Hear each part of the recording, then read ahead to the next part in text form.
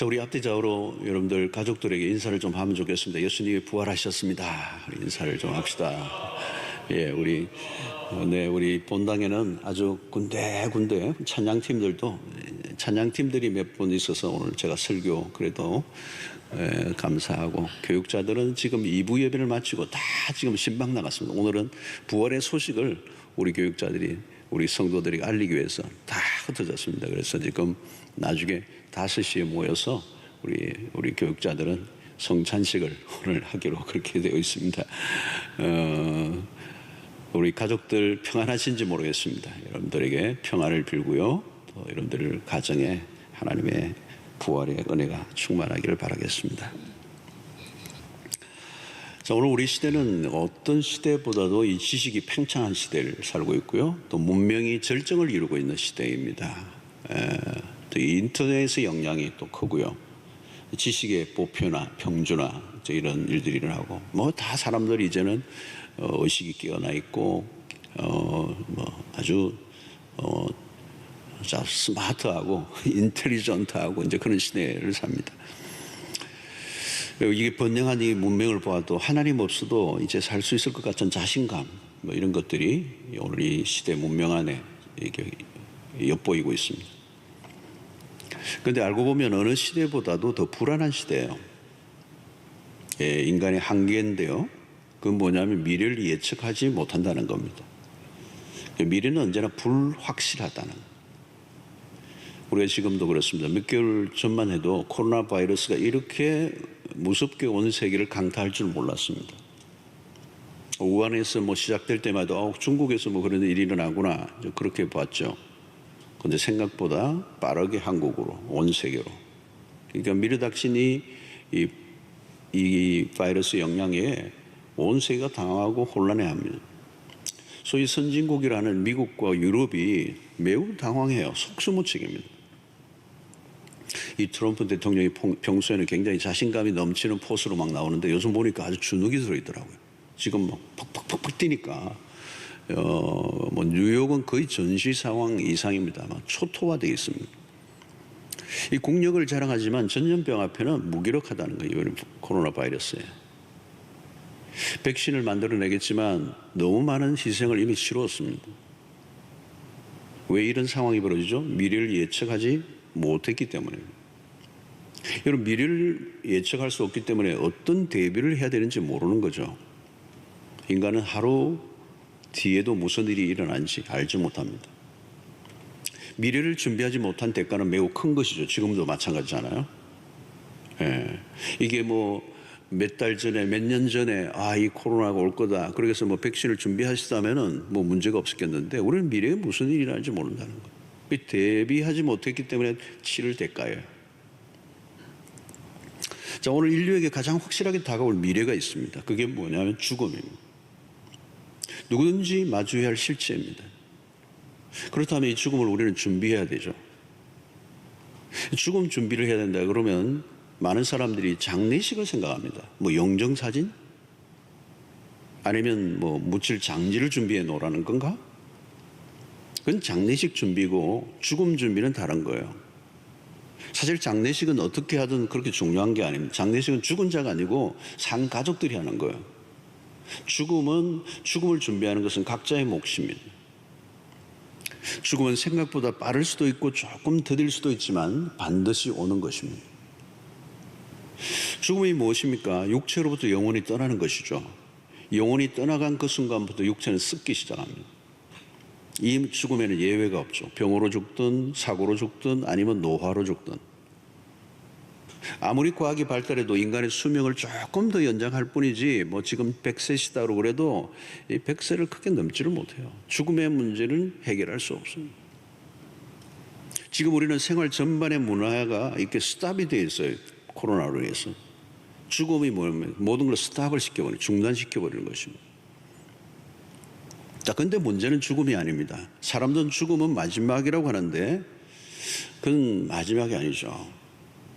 죽음이 마지막이라면 만약에 문제는 간단합니다. 사실 죽음이 끝이면 복잡하지 않아요, 여러분.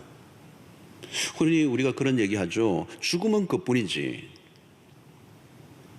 많은 사람들은 죽음이 마지막이라고 착각합니다. 죽음이 끝이면 간단해요. 그러나 아닙니다. 엄밀히 따지면 죽음이 두려운 것이 아니고 죽음 이후가 두려운 것입니다. T.S. 엘리엇이라고 하는 사람이 이런 얘기했어요. 죽음 자체가 두려운 것이 아니라 죽음이 끝이 아닐까 봐 그게 두려운 것이다. 맞는 말입니다. 사랑하는 성도 여러분, 여러분들은 어떻게 생각하십니까? 죽음이 끝일까요? 아니잖아요. 십자가상에서 예수님이 양편의 두 강도와 함께 매달려 있습니다. 특이한 사건이 일어나는데요. 한 강도는 예수를 조롱합니다. 희한한 장면이에요. 극도의 고통 가운데서도 예수를 조롱하는 이 강도의 모습을 보면 씀짓해요. 어떻게 자기가 고통 속에 죽어가면서도 다른 사람을 저주하고 있습니까? 그럴 여유가 있을까요? 이 극악한 인간의 죄성을 보게 되는 겁니다. 그런데 다른 한 강도는 놀라운 반응을 보여요. 누가복음 23장 42절에 보면 이르되 예수여 당신의 나라에 임하실 때 나를 기억하소서. 참 놀라워요. 그가 인생을 어떻게 살아왔는지 우리는 알지 못합니다. 아마도 이 십자가에 매달릴 정도라면 그의 인생은 굉장히 험난하게 살아온 거겠죠. 그런데 지금 마지막 순간에 그의 눈이 열린 거예요. 자신과 같이 십자가에 매달린 예수, 그에게서 뭔가를 본 거예요. 뭔가 신성을 본 겁니다. 당신의 나라에 임하실 때 이게 이 죽음이 끝이 아니라는 걸 이 강도가 본 거예요. 위대한 발견입니다. 위대한 깨달음이에요. 당신의 나라에 임하실 때 나를 기억해달라는. 이 당신의 나라 뭐니까 하나님의 나라를 기대하고 있는 거죠. 여기 나를 기억해달라는 이 말은 뭡니까? 그리스도가 누구인지 안 거예요. 그분의 기억이 중요하다는 거죠. 그분의 기억이 구원을 이끌어낼 수 있다는 거예요. 이 기억이라는 remember라고 하는, 굉장히 remember라고 하는 이 단어가 중요해요. 강도는 지금 매달려 계신 분이 누구인지를 알고 있는 거죠. 그가 기억을 해주기만 한다면 나도 그 나라에 들어갈 수 있다. 이 믿음이 생긴 겁니다. 여러분, 기도가 뭡니까? 기도도 사실 그거예요. 나를 기억해 주십시오. Remember me. 나를 기억해 주십시오. 나를 잊지 말아 주십시오, 하나님. 자, 그 말은 당신이 그 나라에 들어갈 때 나도 함께 하게 해 주십시오. 세상은 온통 자신이 잊혀지지 않는 존재가 되기 위해서 몸부림치죠. 누구에겐가 잊혀지지 않으려고 애를 씁니다. 많은 사람들에게 기억되어질 수 있는 존재가 되기를 사람들은 원해요.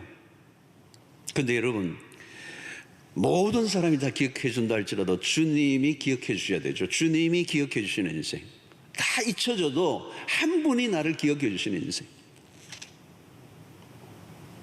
오스기니스의 소명이라는 책에도 그 대목이 참 멋있어요. 모든 사람이 다 떠나가도 마지막까지 남아서 나에게 박수를 쳐줄 유일한 청중, 그분이 중요한 거예요. 그분이.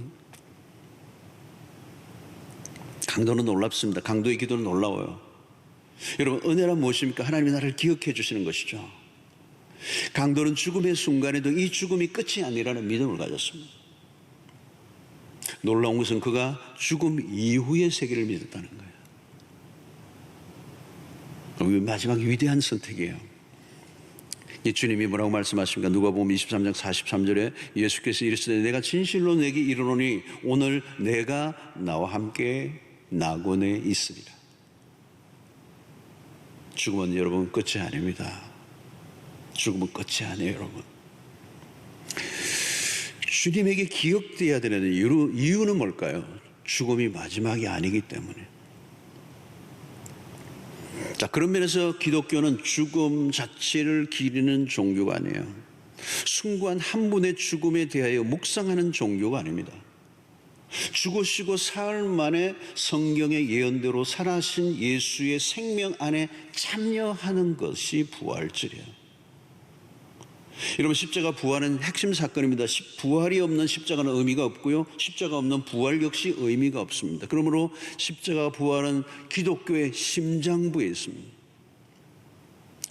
예수의 부활이 없었다면 기독교는 하나의 철학이나 사상에 불과합니다. 역사 속에 예수의 부활은 항상 큰 논쟁이었죠. 과연 예수가 육체적인 부활을 했는가? 이 질문의 답을 어떻게 하느냐에 따라 역사는 완전히 달라집니다.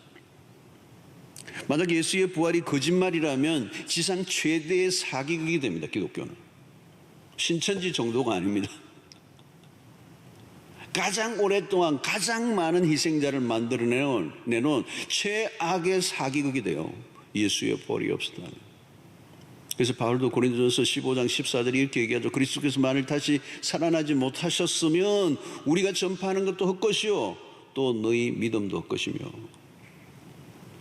꽝이라는 겁니다. 예수의 부활은 인류 역사의 가장 위대한 사건입니다. 인류 역사의 모든 역사에 통틀어 가장 위대한 사건. 부활은 인류에게 최고의 굿뉴스입니다. 복음서는 매우 소상하게 예수의 부활 사건을 기록하고 있습니다. 부활의 사실성, 부활의 역사성, 성경 곳곳에서 기록하고 있습니다. 사복음서를 보면 부활하신 주님이 제자들에게 여러 번, 부활하신 이후에 여러 번, 한 11번 정도 나타났습니다.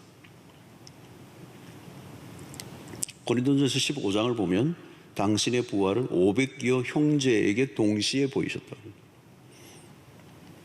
부활은 꾸며낸 허구 혹은 가설이 아닙니다. 부활은 역사적인 사실 위에 기초하고 있습니다.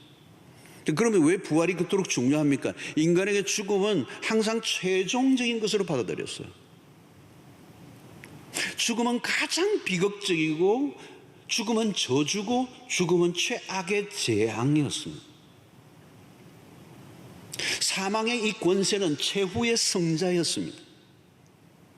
모든 힘 위에 군림하고 있는 힘은 이 사망의 권세, 최고의 권력이에요. 최고의 권력.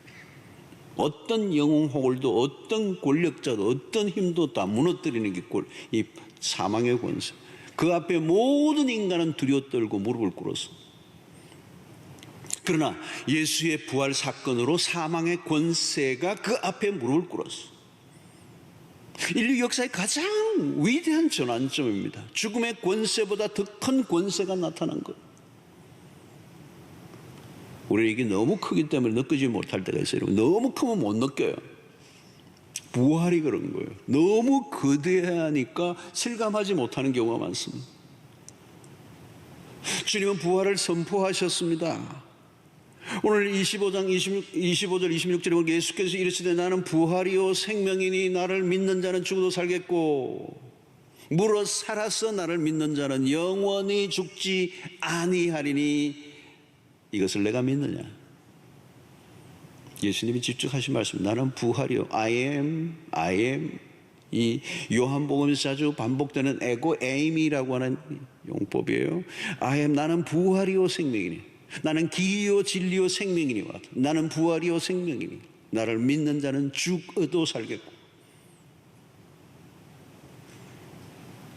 우리가 때로는 죽음의 권세가 너무 커서 부활의 능력을 보지 못할 때가 있습니다. 지금까지는 그랬습니다. 죽음의 권세가 워낙 커서 압도적으로 인류를 짓누르기 때문에 그 부활의 이 죽음에 짓눌려서 부활의 능력을 보지 못할 때가 있어요. 지금까지는 그랬어요. 그 죽음이 너무 강력해서 그 앞에 다 기가 질려버렸습니다. 죽음이 맹위를 떨쳤습니다. 그러나 그리스도의 부활이 있기 전까지 부활의 능력 앞에 죽음의 세력은 적수가 안 돼요. 사도행전의 부활 오순절날에 임한 성령이 임하심으로 부활의 주님과 함께 부활의 공동체로 변합니다. 신약의 사도행전의 교회는 뭐냐? 부활의 공동체. 신약의 교회는 부활의 공동체. 부활의 복음의 사도들의 삶을 바꿔놨고 모든 성도들의 길을 완전히 살려놓았습니다. 그들은 부활의 증인이었습니다. 부활의 권능 위에 교회가 세워졌습니다. 부활하신 예수께서 제자들이 모인 곳에 나타나셔서 제자들을 향하여 숨을 후 내쉬면서 성령을 받으라. 그 성령은 부활의 영이세요. 죽음의 영이 가득한 공동체 안에 부활의 생기를 불어넣으신 거죠. 마치 태초에 흙덩어리로 사람을 만드시고 그곳에 생명을 불어넣으신 것처럼 사도행전의 제자들에게 성령이 임하시자 부활의 공동체로 우뚝 세워집니다. 당시는 로마의 황제 권세 아래 황제의 말 한마디에 사자의 밥이 되거나 불 속에 던져졌습니다. 누구도 죽음 앞에 고개를 드는 자가 없었습니다. 그런데 이상한 집단이 하나 생겼어요. 죽음에 주눅이 들지 않는 거예요. 죽음의 위협이 전혀 먹혀 들어가지 않는 존재. 이 카타고메 순교자라고 하는 아주 소책자가 하나 있습니다. 그 책이 꽤 오래된 책인데 읽어보면요, 그 초대교회 당시에 핍박을 당하는데 고문을 당하고 뭐 사자에 찢겨 죽고 뭐 별별 형태로 막 검투사에 의해서 막 죽고 이러는데, 어떤 데는 굶주린 사자에 의해서 밥이 되어서 그 콜로시움 같은데 그런 데서 일어났죠. 실제적으로 그냥 굶주린 사자를 풀어놓으면 그냥 그리스도인들을 그냥 물어 떴는데, 그 시저와 이런 황제들이 말이죠, 막 그 관람객들하고 예수 믿는 사람들을 잡아가 죽이는데 그 죽는 모습을 보면서 막 호탕하게 웃으면서 즐기고 있는 거죠. 그래서 고통을 당하며 그냥 악을 쓰며 죽는 것을 보려고 했는데, 희한하게 다리가 하나 뜯겨 나가는데도요, 얼굴은 묘한 기쁨이, 평화가 있는 거예요. 그걸 보고 이 황제나 그 권력자들이 기분이 잡친 거예요. 도대체 저렇게 죽으면서도 어떻게 얼굴에 사라지지 않는 기쁨, 사라지지 않는 어떤 평화로움이 있는 거예요. 여러분, 부활 사건이 우리에게 주는 메시지는 무엇입니까? 주님은 지금도 살아계신다. 우리가 주님과 교제한다라고 하는 말은, 주님과 교제한다는 말은 뭘까요? 지금 현재적으로 살아계신 주님, 부활의 영으로 임하신 그 주님과 교제한다는 거예요. 여러분, 성령은 어떤 분이십니까? 로마서 8장 11절 보니까 예수를 죽은 자 가운데서 살리신 이의 영이 너희 안에 거하시면, 그리스도 예수를 죽은 자 가운데서 살리신 이가 너희 안에 거하시는 그의 영으로 말미암아 너희 죽을 몸도 살리시리라. 와, 기가 막힌 말씀이에요. 이 구절을 보면 예수를 죽은 자 가운데서 살리신 이의 영이 너희 안에 거하시면, 그러니까 이 말은 뭐냐면, 우리가 믿고 교제하는 성령은 부활의 영으로 우리 안에 지금 거하고 계세요. 이 말은 부활은 미래적인 것만이 아니라 현재적으로 누리는 현재성, 죽고 난 다음에 문제가 아니라 부활의 영과 함께 일상을 살아가는 삶, 홀로가 아니라 부활의 주와 함께 살아가는 삶. 그래서 그리스도인들이 모이면 그 안에 부활의 영이 함께하고 계신다는 거예요. 그래서 여러분, 신자들이 모여 대화하면요, 우리만 대화하는 것이 아니라 부활의 주님이 중심이 되어 계시는 것이죠. 더 이상 죽음의 영이 우리를 지배하지 못합니다. 그래서 어두운 분위기가 아니에요, 여러분. 코로나 아니라 코로나, 할아버지가 있어도 그리스도인들이 모여 있는 곳에는 그리스도인이 대화하는 부활의 영이 주도하고 부활의 영이 중심에 있기 때문에 우리에게는 어둡지가 않다는 거예요. 부활의 주님이 디베랴 바닷가에 찾아오셔서 제자들에게 얘들아 와서 조반을 먹으라. 주님이 제자들과 함께, 부활의 주님이 그들과 함께 이 조반을 나누어 주면서 떡과 이렇게 생선을 구워 먹는 이 자리는 그냥 밥을 먹는 게 아니라 부활의 생명을 나누는 거죠. 부활의 주님, 이 조반이 중요한 게 아니라 부활의 주님이 이 식탁 가운데 찾아오셨다. 여러분, 부활이 없는 곳은요, 아무리 맛있는 것을 먹고 있어도 죽음이 지배하고 있는 겁니다.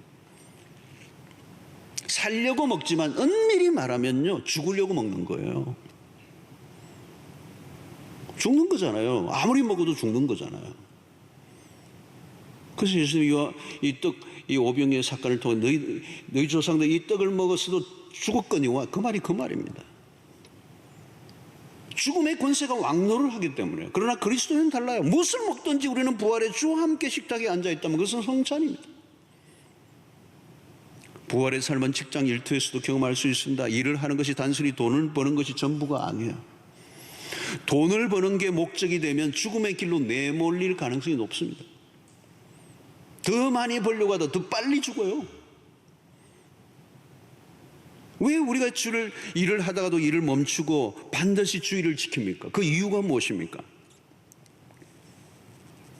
돈을 버는 일도 중요하지만 그보다 더 중요한 일이 있음을 확인하는 시간이에요. 주일 예배는. 주일 예배를 드릴 때 우리는 부활의 주님을 만남으로 죽음의 그 위협으로부터 단절시키는 것이죠. 우리를 죽음으로 몰아가려고 하는 이 압박에서 벗어나서 부활의 영으로부터 생명을 공급받는 시간. 돈이 전부가 아님을 예배를 통하여 확인합니다. 여러분, 일터는요 우상숭배의 자리로 변질될 가능성이 매우 높습니다. 눈에 보이는 우상을 만들 유혹은 늘 존재해요. 나를 숭배하고 내 배를 우상으로 삼으면 곧 죽음의 영이 덮쳐버리기 때문에 일터는 위험해요. 여러분, 죽음이 도사리고 있습니다. 여러분, 부활의 주님과 함께하는 일터가 되십시오. 그러면 일의 중독에 빠지지 않습니다.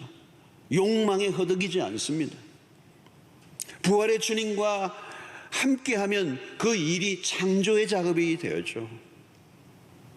왜 사람들이 일터에서 기진하여 죽어갑니까? 그 일 속에서 활력을 얻지 못하니까. 단순히 돈을 벌기 위해서 일을 하면 그 속에서 그 돈이 활력을 주는 건 아니에요. 그런 면에서 주일 예배가 얼마나 중요한지 몰라요. 우리를 죽음으로 내몰아가는 일상의 마디를 세븐데이마다 끊는 거예요. 세븐데이, 7일마다 끊어버리는 거죠. 일시적으로 끊고 우리의 시선을 하나님께로 향하는, 그때 우리에게 뭐가 찾아오죠? 안식이 오는 겁니다. 긴장이 해소되고 우리에게는 압박감과 그 스트레스를 다 풀어버리는 작업을 하는 거예요. 그래서 그 안에 영혼의 안식과 자유를 누리는 것입니다. 그래서 주일 단위마다 우리가 예배를 드리면 우리의 영혼의 안식과 자유를 얻는데, 이 7일 동안에 누리는 이 안식과 자유를 통하여 우리는 영원한 안식을 사모하게 되죠. 여러분, 예배를 드릴 때마다 부활의 생명이 우리 안에 깊숙이 스며드는 것을 느끼게 되어야 합니다. 부활의 복음은 내가 강할 때는 잘 와닿지 않을 수 있어요.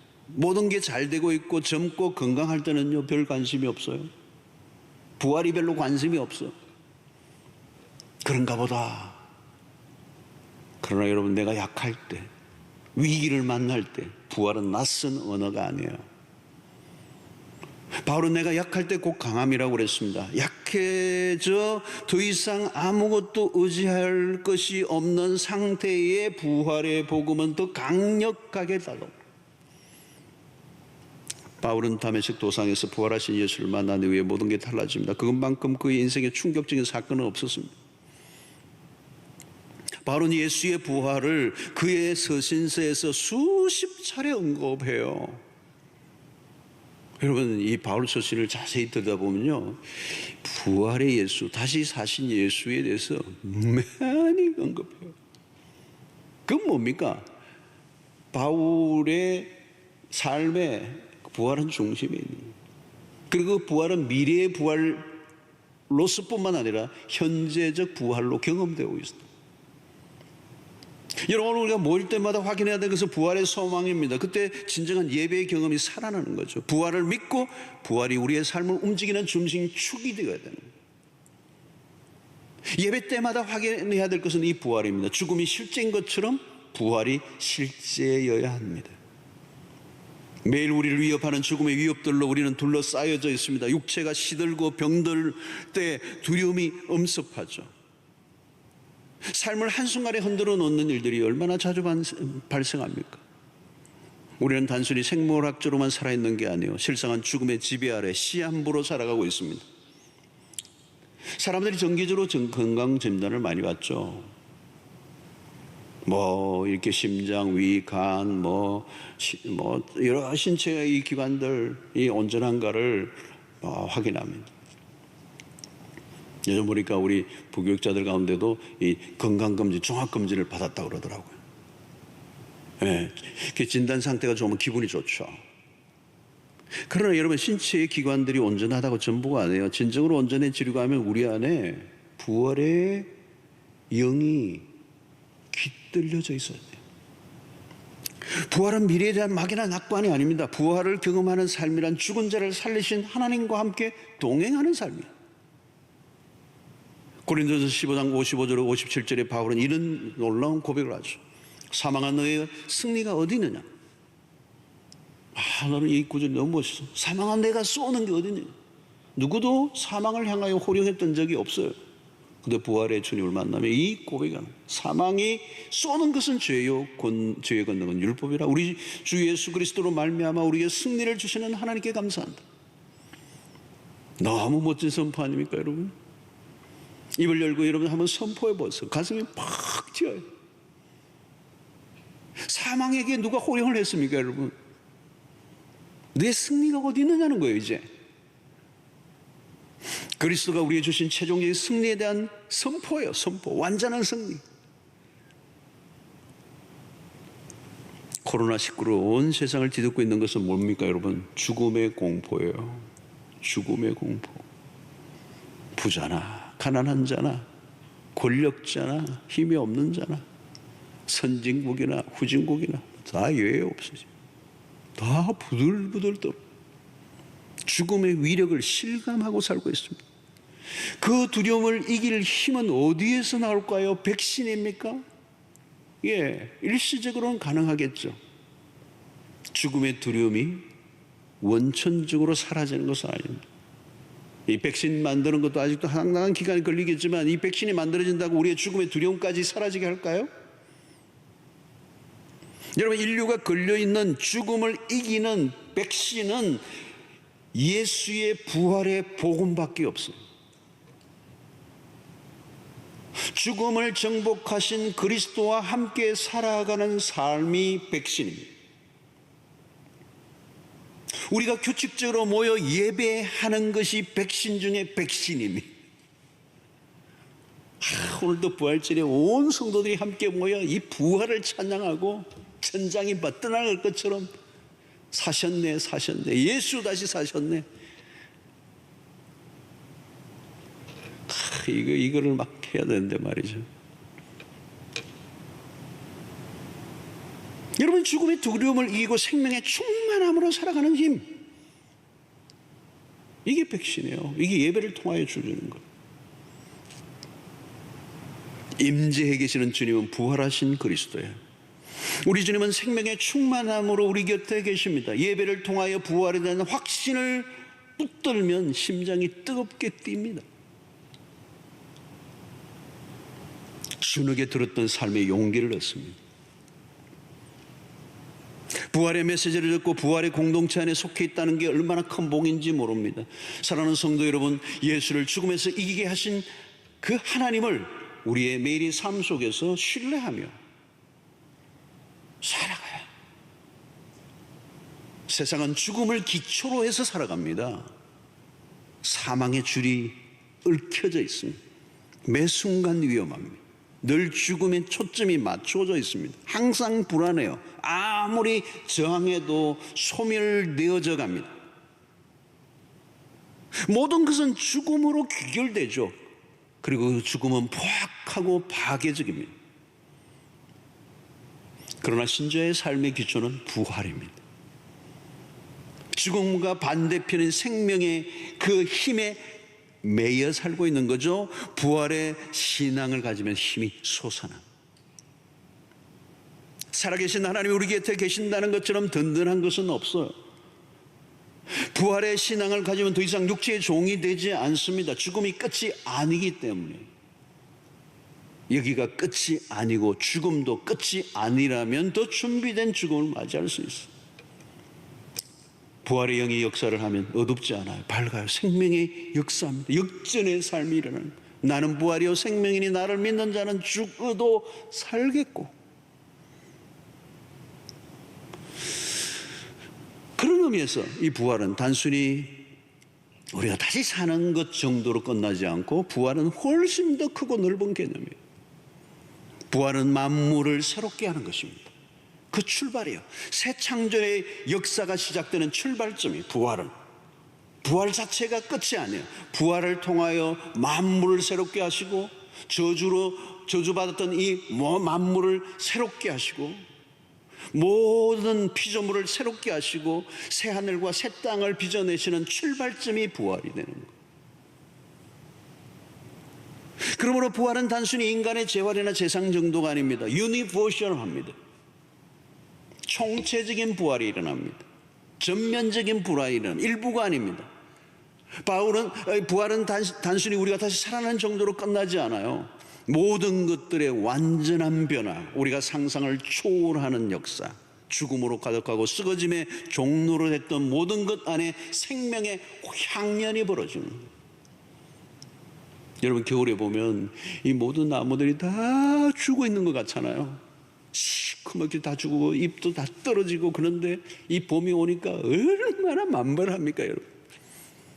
우리 교회 마당에 지금 막 연산홍이 얼마나 아름답게 피어 있는지. 얼마 전만 해도 이제 벚꽃은 다 떨어졌습니다만 벚꽃도 막 그냥 팝콘 터지듯이 팍팍 터졌는데 그냥 불꽃 쇼를 하는 것 같아요. 막 꽃들의 막 향연들이 벌어지는, 막 생명이 발하는 거예요. 겨울에 그 얼어 있을 때에는 전혀 볼 수 없었던 이 만연한 허들어진 이 꽃들을 통하여 몰려 생명의 향연을 보는 거예요. 우리 아이들도 그래요. 태어난 아이들이 그 안에 생명의 역사가 일어나니까 그냥 먹이면 막 커요. 그냥 팍팍팍팍 크는데 그 안에 생명의 역사가 있는 거예요. 예. 썩어짐의 종로는 그 이 만물에 갇혀 있지 않고 생명의 역사가 더 강력하게 일어나요. 그래서 바울은 고린도후서 4장 16절에 이렇게 합니다. 그러므로 우리가 낙심하지 않습니다. 우리의 그 사람은 낡아지지만 우리의 속 사람은 날로 새로워져 갑니다. 부활은 쇠퇴가 아닙니다. 부활은 영혼의 초점이 맞춰져 있습니다. 시간과 공간의 영역을 뛰어넘습니다. 지금 우리가 속해 있는 시간과 공간은 타락으로 인하여 심각하게 망가져 있어요. 여러분, 이 세상에 깨어짐과 썩어짐과 망가진 것들을 막을 길이 없어요. 사람도 마찬가지고요. 뭐 별걸 다 먹고 별거를 다 발라도 그 썩어짐과 쇠퇴함을 막을 길이 없어요. 내가 보니까 뭐 돈이나 계속 드는 거지 나중에 보면 비슷비슷하더라고. 내가 보니까. 이러면 아무리 문명이 발달해도 복구할 능력이 이 세상에 없어요. 이 깨어짐과 썩어짐을. 세상에 신음하고 있는 걸 보십시오. 세상을 뒤덮고 있는 것은 미세먼지 정도가 아니죠. 죄와 그 죄로 인해 발생하는 문제들로 인한 고통합니다. 죄 지은 인간이 만들어낸 것뿐만 아니라 그 죄로 인하여 일어난 이 저주와 진노가, 그래서 이 세상은 한순간도 고통과 절망이 사라진 적이 없어요. 여러분, 20세기만 해도 엄청난 비극들이 났습니다. 거대한 세계대전을 우리가 치루었어요. 1차, 2차 세계대전으로 인해 죽은 사람들이 얼마나 많습니까, 여러분? 그 헤아릴 수가 없어요. 지금도 전쟁과 테러들이 곳곳에서 일어납니다. 이 20세기 안에 일어난 공산주의의 확산으로 인한 거대한 숙청과 고문과 처형들은 20세기를 피로 물들였어요. 인종 말살의 비극, 세계 곳곳에 지금도 내전은 이 세기 안에 얼마나 많이 일어났습니까? 보스니아 내전부터. 저는 오래전에 수단의 국경선에 가서 남수단, 북수단 그 내전으로 인하여 참혹한 그 현장을 제가 본 적이 있어요. 그냥 다리, 팔, 눈, 그냥 총 칼에 그냥 난도를 당한 사람들이 절비하게, 병원도 아닌 것을 절비하게 널려져 있는데, 기가 막히는 기가 막혀. 오늘 또 여러분은 기아와 난민들의 증가, 각종 전염병들로 인한 죽음은 앞으로도 무슨 일이 일어날지 알 수가 없어요. 이 세상은 아우성입니다. 신음소리에 가득합니다. 아무리 우리가 복구하고 회복시키려고 해도 망가지고 무너지고 깨어지고 썩어갑니다. 말기암으로 고통하는 성도들을 위해 기도하고 돌보는 가족들의 애타는 마음을 들여다보면 마음이 애잔해요. 낫기를 기원하죠. 우리의 기도를 통하여 때로는 낫기도 하지만 더 많은 사람들이 사실은 죽습니다. 낫지 않고 세상을 떠나게 될 때 우리는 마음이 아파하죠. 우리가 기도하면 나아주면 좋을 텐데 왜 이런 일이 일어나는 거죠? 여전히 이 세상은 죄로 인해 썩어짐의 지배 아래 있기 때문입니다. 이 썩어지고 불완전한 세상을 벗어나기 전까지는 불가피한 일이에요. 신자라도 피할 수가 없어요. 여러분, 우리가 병을 낫기 위해 기도해야 하지만 더 절실한 기도는 영생을 위한 기도입니다. 아무리 나아도 다시 죽습니다. 언젠가는 죽음 앞에 서야 합니다. 중요한 것은 치유되지 못한 것에 대한 실망보다 부활의 확실성에 눈을 뜨게 해주는 것.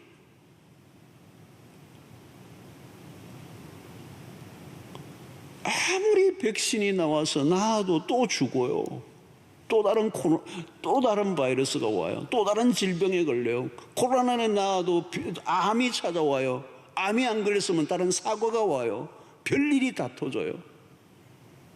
신음하는 이 땅의 삶을 벗어날 길이 없어요.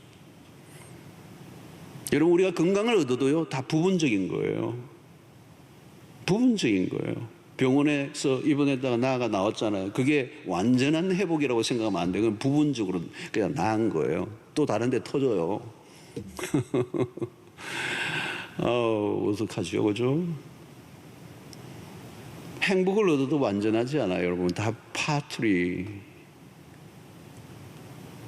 내가 자유를 누리고 있어도 이 땅의 자유는 부분적인 겁니다. 사랑을 해도 그렇고요.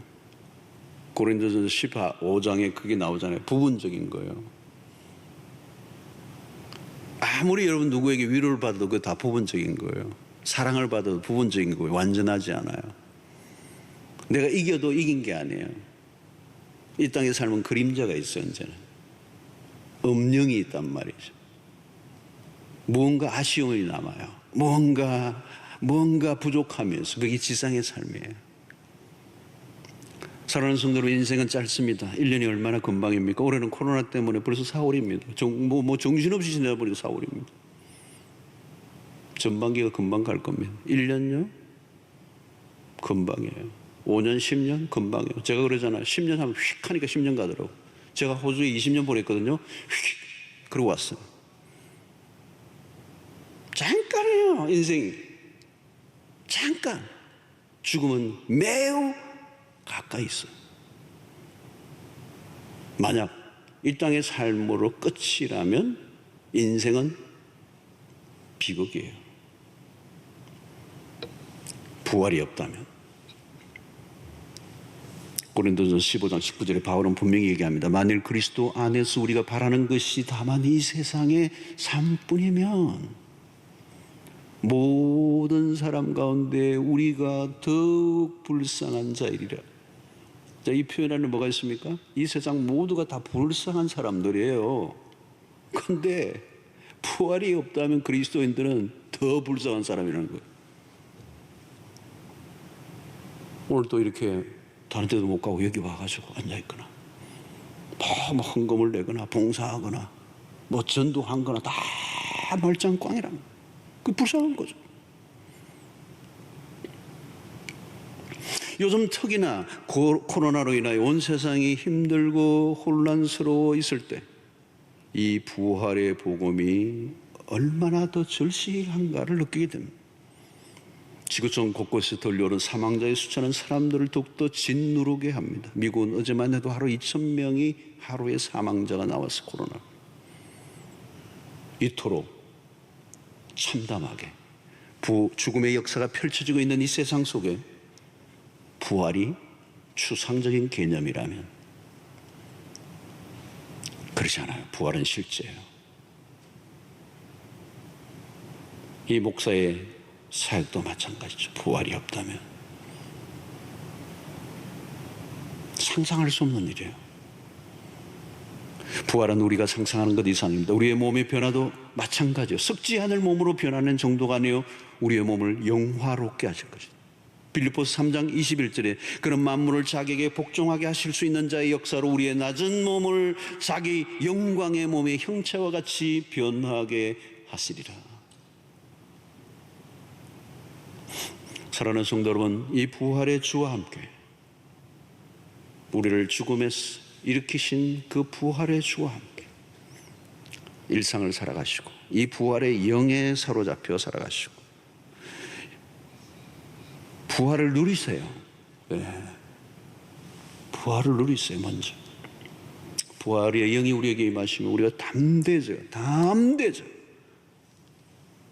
평안이 와요. 기쁨이 있어. 어둡지 않아. 새 힘이 나. 그 부활의 영이 새로운 생명이 들어온 거예요. 우리 안에 새로운 생명. 전혀 이 세상의 다른 것에서 느낄 수 없는 새로운 생명이 들어온 거예요. 그런 창조의 영이에요. 다시 살게 하시고 다시 일으키시는 영이에요. 그 영이 우리 안에 돌아 계세요.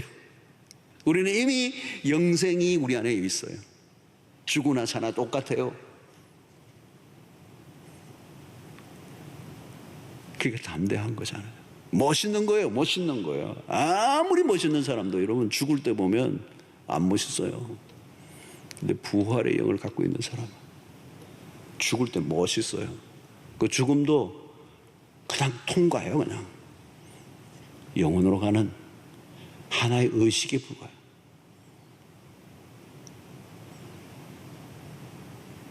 부활의 영이 함께 하심으로 비로소 우리는 믿음의 삶을 시작할 수 있습니다. 성도 여러분, 부활을 누리시고 부활의 주님을 바라보시고 부활을 선포하십시오. 여러분들 주변에 주님은 다시 살아나셨습니다. 그를 믿으면 당신도 다시 삽니다. 영원히, 이터니티, 영원히. 저는 영원이라는 단어가 너무 멋있어요. 이 세상에 별게 다 있어도 영원한 것은 없어요. 영원은 우리의 언어가 아니에요. 하나님이 주시는 것. 부활의 영을 모시고 이 부활의 영을 모신 자답게 이 코로나 전국의 어두운 이 시대 속에 부활의 복음을 담대하게 외치는 실존하시는 그 주님과 함께 살아가시는 승리의 여러분들 되시기를 주의 이름으로 축원합니다.